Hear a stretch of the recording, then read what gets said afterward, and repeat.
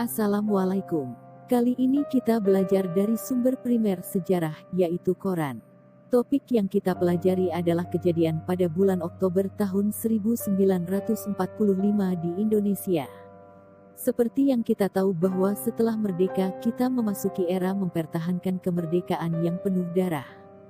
Kedatangan sekutu dan dikutit Belanda membuat rakyat marah dan angkat senjata. Nah, kita akan melihat situasi genting itu langsung dari koran yang terbit pada waktu itu. Yang pertama adalah koran Amsterdams Dagblad tanggal 1 Oktober tahun 1945. Koran ini menjelaskan perihal pidato Mountbatten, pimpinan SEAC yang bertanggung jawab di Indonesia, bahwa kedatangan mereka atas nama PBB untuk menerima penyerahan Jepang, serta mengawal penyerahan kekuasaan kepada NICA. Selanjutnya juga disebutkan bahwa ada 100 pasukan pelaut Belanda yang ikut dalam rombongan sekutu di Batavia dan berhasil menduduki penjara. Dan juga terdapat berita perihal penundaan pasukan gabungan Amerika, Inggris, dan Belanda. Ada hal menarik lagi, yaitu laporan dari Letnan De Wit yang melakukan perjalanan dari Bandung ke Surabaya dengan mobil. Ia mengatakan berkali-kali ditangkap oleh pasukan nasionalis bersenjata kelewang dan bambu. Ia mengatakan pasukan tersebut bersifat lokal dan tidak terorganisir dengan pemerintah.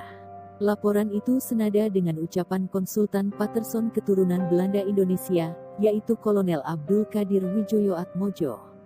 Ia menyebutkan bahwa pergerakan rakyat dan perlawanan rakyat tidak karena dipengaruhi oleh nasionalisme Soekarno, namun karena pengalaman panjang terutama semasa dijajah Jepang. Widjojoatmojo juga menambahkan bahwa persoalan Belanda dan Indonesia bukan masalah politik tetapi ekonomi dan sosial.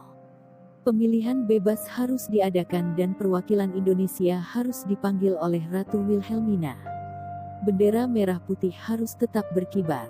Ini menarik kawan-kawan.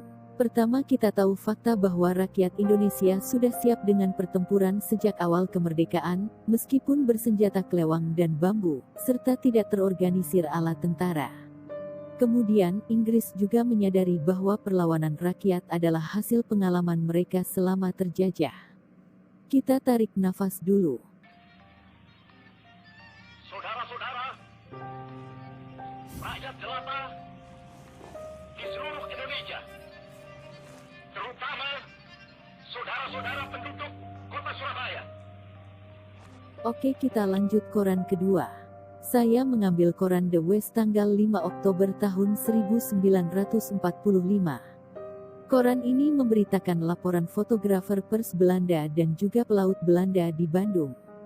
Mereka melaporkan bahwa rakyat Indonesia memiliki mobil lapis baja dan juga senjata dari Jepang. Disebutkan juga 6.500 orang Belanda di Inggris sedang dalam perjalanan menuju Indonesia. Koran United Press menyebutkan bahwa tentara Inggris dan rakyat Indonesia bersama-sama menjaga untuk mencegah upaya pembunuhan terhadap Soekarno. Hal itu dikatakan dalam koran Merdeka, bahwa ada sekelompok orang KNIL dari timur yang dipimpin orang Belanda bersenjata senapan otomatis dan granat mencoba menyerang Soekarno. Namun mereka berhasil dipukul mundur dan ditahan atas penyalahgunaan senjata. Beralih ke koran Detik tanggal 5 Oktober juga, disebutkan bahwa pemerintahan di Bandung dan Surabaya sudah dikuasai oleh Indonesia.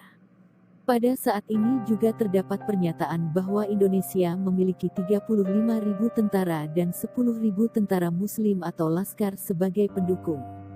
Tak hanya itu, juga disebutkan bahwa masih ada 75.000 tentara yang direkrut pada masa Jepang. Koran tersebut memberikan gambaran jelas bahwa pada bulan Oktober, rakyat Indonesia sudah memiliki senjata dan mobil baja untuk melawan siapapun yang mengganggu kemerdekaan.